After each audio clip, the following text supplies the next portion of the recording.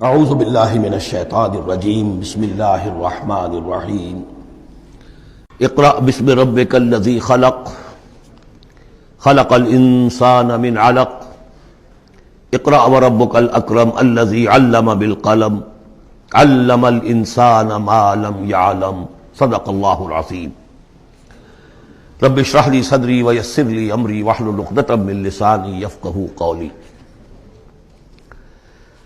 اس سے پہلے کئی مرتبہ یہ عرض کیا جا چکا ہے کہ حضور پر جو پہلی وحی آئی تقریباً اجماع ہے اس پر کہ وہ یہ 5 آیات ہیں سورہ علق کی۔ آپ کی عمر شریف جب 40 برس کے لگ بھگ ہوئی، حضرت عائشہ صدیقہ رضی اللہ تعالی عنہا کی ایک روایت میں یہ ساری چیزیں موجود ہیں، تو خلوت گزرنی محبوب ہو گئی، غور و فکر کا غلبہ ہو گیا۔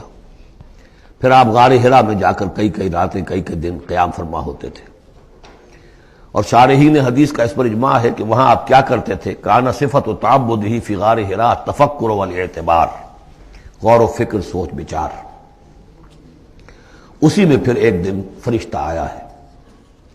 فرشتے کا آنا اور فرشتہ کیا لے کر آیا جس پر کہ اس نے یہ کہا اقرا، پڑھو، وہ ذرا بات ہے کہ جو ذرا پیچیدہ ہے، سمجھنے کی ہے، وہ عرض کروں گا آپ سے۔ روایت یہ ہے کہ فرشتے نے کہا اقرا، تو حضور نے فرمایا ما انا بقاری۔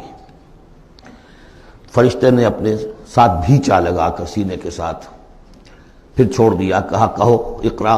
حضور نے پھر کہا میں ما انا بقاری، تیسری مرتبہ پھر کیا، 3 مرتبہ کرنے کے بعد پھر یہ اقرا بسم ربک الذی خلق۔ تو اس میں میرے نزدیک وہ روایت صحیح ہے کہ یہ جو پہلی وحی آئی ہے یہ ما بین النوم والیقظہ، جبکہ آپ نیم بیداری اور نیم خوابیدگی کی کیفیت میں تھے، اور فرشتہ اس وقت ایک تختی پر لکھی ہوئی یہ آیات لے کر آیا تھا۔ ورنہ ظاہر بات ہے کہ آدمی پڑھا ہوا نہ ہو تب بھی اسی کی اپنی زبان میں کہا جا رہا ہو کہ یوں کہو، تو وہ تو کہنا مشکل نہیں تھا۔ 40 برس کی عمر تھی آپ کی، کوئی آپ بچے تو نہیں تھے، کوئی شے تھی کہ جس کو پڑھنا تھا۔ وہ جو پڑھنا ہے تو وہ اصل میں یہ اس عالم میں کہ جس کو آپ کہیں گے ما بین النوم والیقظہ، بیداری اور خواب کے بین کی کوئی کیفیت تھی جس میں کہ فرشتہ آیا ہے اور اپنی اصل ملکی شکل میں آیا ہے۔ اس لیے کہ پھر اس نے جب وہ بھی کوئی چیز لکھی ہوئی لایا ہے، روایتوں میں آتا ہے سونے کی تختی تھی جس پر یہ آیات لکھی ہوئی تھی، تو اس پر آپ نے کہا ما انا بقاری، میں تو پڑھا ہوا نہیں ہوں۔ اب بات اس کے ساتھ مطابقت رکھتی ہوئی ہے، لیکن پھر جو سینے کے ساتھ بھیچا ہے 3 مرتبہ، تو اس سے گویا کہ آپ کے اندر وہ استعداد پیدا ہو گئی، پھر آپ نے اس کو پڑھا۔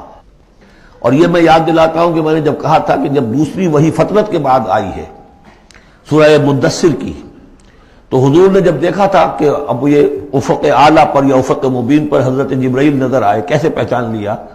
وہی فرشتہ جو غار حرا میں آیا تھا، تو وہاں بھی وہ اپنی اصل ملکی شکل میں تھے، لیکن وہاں جو رویت حضور کو حاصل ہوئی تھی وہ پوری بیداری کی حالت کی نہیں تھی، ما بین النوم والیقظہ، یعنی کچھ نیم خوابی اور نیم بیداری کی کیفیت تھی، لیکن دیکھ لیا تھا حضرت جبرائیل کو ان کی اصل ملکی شکل میں اس وقت۔ لہذا پھر جب وہ پہاڑ سے اترتے ہوئے یا محمد کی صدا آئی، اور پھر آپ نے 2 مرتبہ تو ادھر ادھر دیکھا، کوئی نظر نہیں آیا، تو آپ کو کچھ خوف سا بھی طاری ہوا۔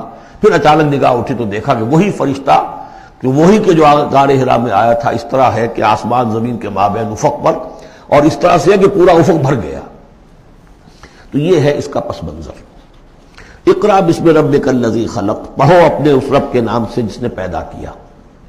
خلق الانسان من علق، انسان کو پیدا کیا اس نے اس جونک کی طرح کی چیز سے کہ جو رحم مادر میں چمٹ گئی تھی۔ اقرا وربک الاکرم، پڑھو اور تمہارا رب بہت کریم ہے، بہت کریم ہے، بہت مہربان ہے۔ الذی علم بالقلم، جس نے کہ تعلیم دی ہے قلم کے ساتھ۔ عام انسانی تعلیم قلم کے ذریعے سے ہے، حضور کے لیے قلم کے درجے میں فرشتہ ہے، فرشتے کے ذریعے سے حضور کو سکھایا گیا ہے۔